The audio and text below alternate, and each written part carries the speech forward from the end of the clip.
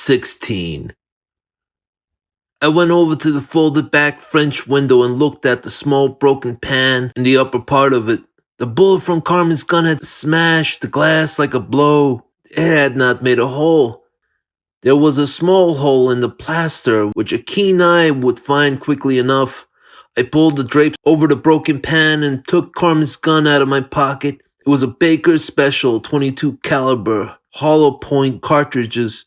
It had a pearl grip, and a small round silver plate set into the butt was engraved, "Carmen from Owen." She made saps of all of them. I put the gun back into my pocket and sat down close to Brody and stared into his bleak brown eyes. A minute passed. The blonde adjusted her face by the aid of a pocket mirror. Brody fumbled around with a cigarette and jerked, "Satisfied?" "So far." "Why did you put the bite on Mrs. Reagan instead of the old man?" "Tapped the old man once, about 6-7 months ago. I figured maybe he gets sore enough to call in some law." "What made you think that Mrs. Reagan wouldn't tell him about it?" He considered that with some care, smoking a cigarette and keeping his eyes on my face. Finally he said, "How well you know her?" "I've met her twice." "You must know her a lot better to take a chance on that squeeze with the photo. She skates around plenty. I figure maybe she has a couple of soft spots she don't want the old man to know about. I figure she can raise $5,000 easy." "A little weak," I said, "but pass it." "You're broke, eh?" "I've been shaking 2 nickels together for a month, trying to get them to mate." "What you do for a living?" "Insurance. I got desk room in Puss Walgreens office, full Weeder building, Western and Santa Monica." "When you open up, you open up. The books here in your apartment?" He snapped his teeth and waved a brown hand. Confidence was oozing back into his manner. "Hell no." "In storage." "You made a man bring them here and then you had a storage outfit come and take them away again, right afterwards?" "Sure. I don't want them moved direct from Geiger's place, do I?" "You're smart," I said admiringly. "Anything incriminating in the joint right now?" He looked worried again. He shook his head sharply. "That's fine," I told him. I looked across at Agnes. She had finished fixing her face and was staring at the wall, blank-eyed, hardly listening. Her face had a drowsiness which Stain and Shock induce after their first incidents. Brody flicked his eyes wearily. "Well? How'd you come by the photo?" He scowled. "Listen, you got what you came after. You got it plenty cheap. You done a nice, neat job. Now go peddle it to your top man. I'm clean. I don't know nothing about any photo, do I, Agnes?" The blonde opened her eyes and looked at him with a vague but uncomplimentary speculation.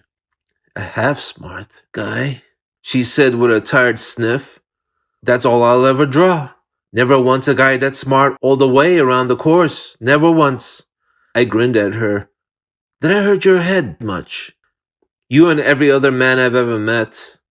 I looked back at Brody. He was pinching his cigarette between his fingers with a sort of twitch. His head seemed to be shaking a little. His brown poker face was still smooth. "We gotta agree on a story," I said. "For instance, Carmen wasn't here. That's very important. She wasn't here. That was a vision you saw." "Huh?"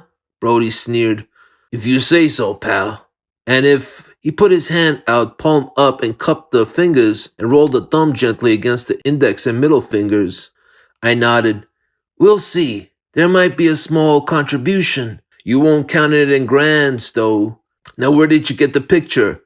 "A guy slipped it to me." "Uh-huh. A guy you just passed in the street.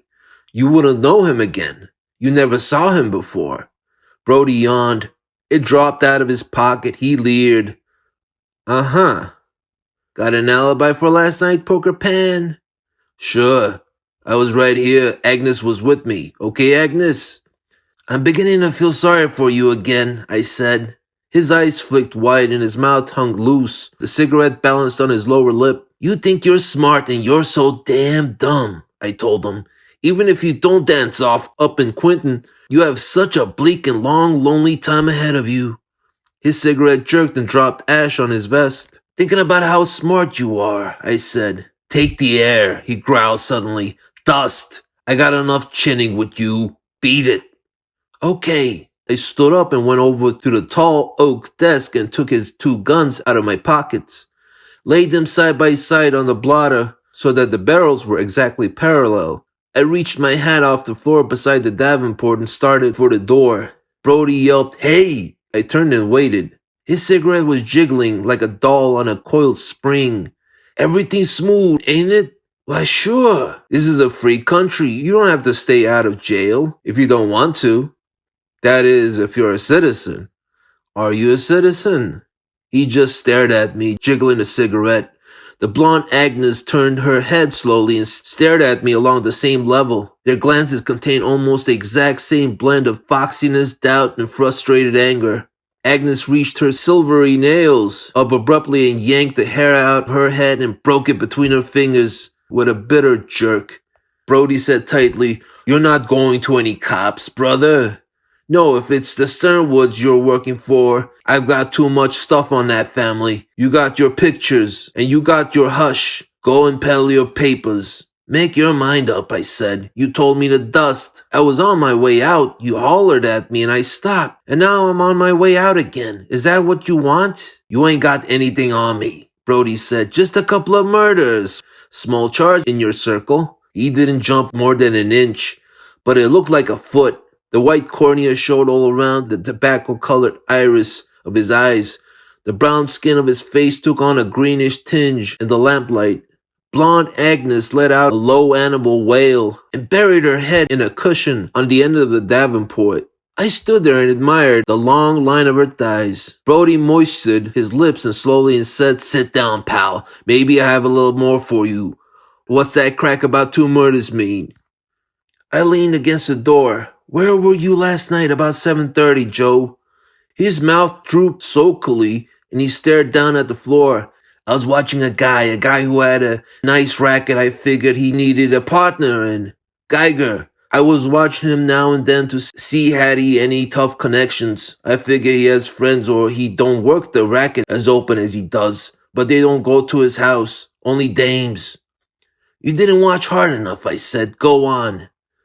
"I'm there last night on the street below Geiger's house. It's raining hard and I'm buttoning up my coupe and I don't see anything. There's a car in front of Geiger's and another car a little way up the hill. That's why I stay down below. There's a big Buick parked down where I am, and after a while I go over and take a gander into it. It's registered to Vivian Reagan. Nothing happens, so I scram. That's all." He waved his cigarette. His eyes crawled up and down my face. "Could be," I said. "Know where that Buick is now?" "Why would I?"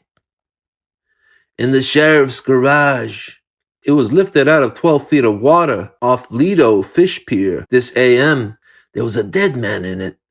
He had been sapped and the car pointed out the pier and the hand throttle pulled down. Brody was breathing hard. One of his feet tapped restlessly. "Jesus, guy, you can't pin that one on me," he said thickly. "Why not?" "This Buick was down back of Geiger's according to you. Well, Mrs. Reagan didn't have it out. Her chauffeur, a lad named Owen Taylor, had it out. He went over to Geiger's place to have words with him because Owen Taylor was sweet on Carmen, and he didn't like the kind of games Geiger was playing with her. He let himself in the back way with a jimmy and a gun, and he caught Geiger taking a photo of Carmen without any clothes on. So his gun went off. Ed's guns will, and Geiger fell down dead and Owen ran away, but not without the photo and negative Geiger had just taken. So you ran after him and took the photo from him. How else would you have got hold of it?" Brody licked his lips. "Yeah," he said, "but that don't make me knock him off. Sure, I heard the shots and saw this killer come slamming down the back steps into the Buick and off.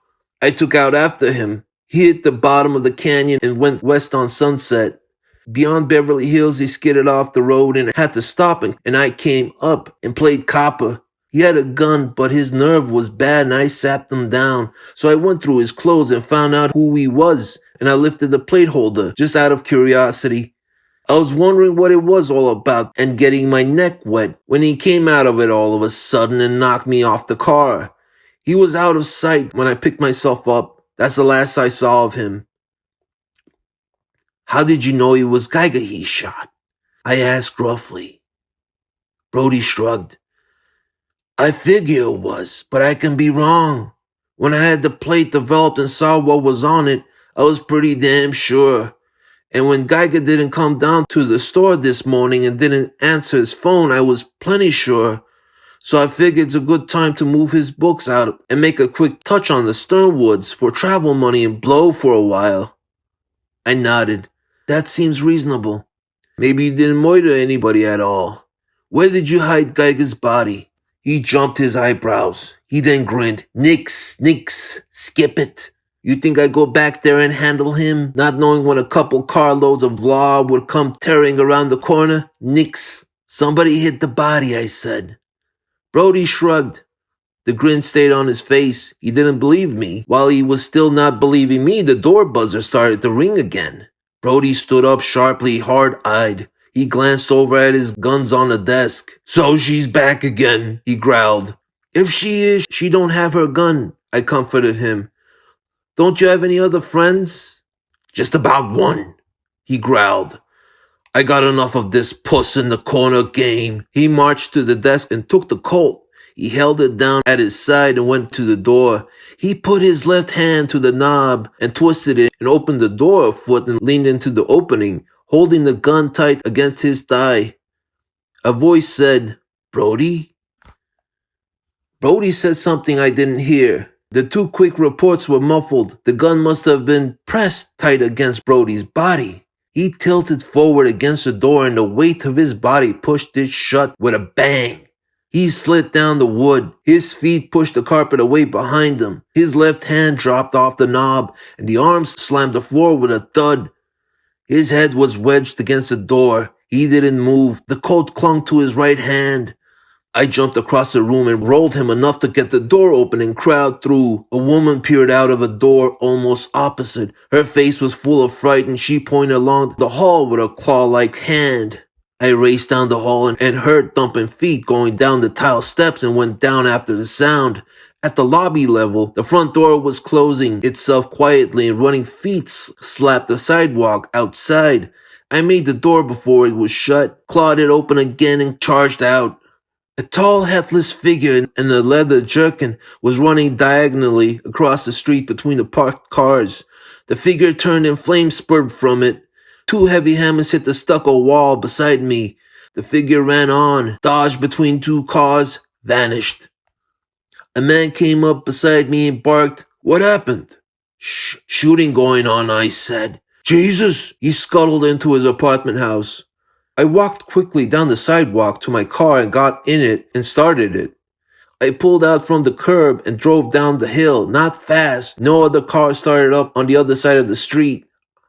I thought I heard steps, but I wasn't sure about that. I rode down the hill a block and a half, turned at the intersection and started back up. The sound of a muted whistling came to me faintly along the sidewalk. Then steps. I double parked and slid out between two cars and went down low. I took Carmen's little revolver out of my pocket. The sound of the steps grew louder and the whistling went on cheerfully. In a moment, the jerkin showed. I stepped out between the two cars and said, Got a match, buddy? The boy spun towards me and his right hand darted up to go inside the jerkin. His eyes were a wet shine, the glow of the round electrolyres. Moist dark eyes shaped like almonds, and a palette of handsome face with wavy black hair growing low on the forehead in 2 points. A very handsome boy indeed, the boy from Geiger's store. He stood there looking at me silently, his right hand on the edge of his jerkin, but not inside it yet. I held the little revolver down at my side. You must have thought a lot of that queen, I said. Go fuck yourself, the boy said softly, motionless between the parked cars and the 5-foot retaining wall on the inside of the sidewalk. A siren wailed distantly coming up the long hill. The boy's head jerked towards the sound. I stepped in close and put my gun into his jerkin.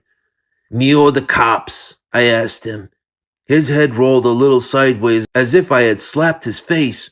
Who are you? He snarled. Friend of Geiger's. Get away from me, you son of a bitch. This is a small gun, kid. I'll give it you through the navel and it will take 3 months to get you well enough to walk. But you'll get well. So you could walk to the nice new gas chamber up in Quinton. He said, go fuck yourself. His hand moved inside his jerkin. I pressed harder on his stomach. He let out a long, soft sigh, took his hand away from the jerkin and let it fall limp at his side. His wide shoulders sagged. What you want? He whispered. I reached into the jerkin and plucked out the automatic. Get into my car, kid. He stepped past me and I crowded him from behind. He got into the car. Under the wheel, kid. You drive. He slid under the wheel and I got into the car beside him. I said, let the prowl car pass up the hill. They'll think we moved over when we heard the siren. Then turn her downhill and we'll go home. I put Carmen's gun away and leaned the automatic against the boy's ribs. I looked back through the window. The whine of the siren was very loud now. 2 red lights swelled in the middle of the street. They grew larger and blended into the one of the car rushed by in a wild flurry of sound.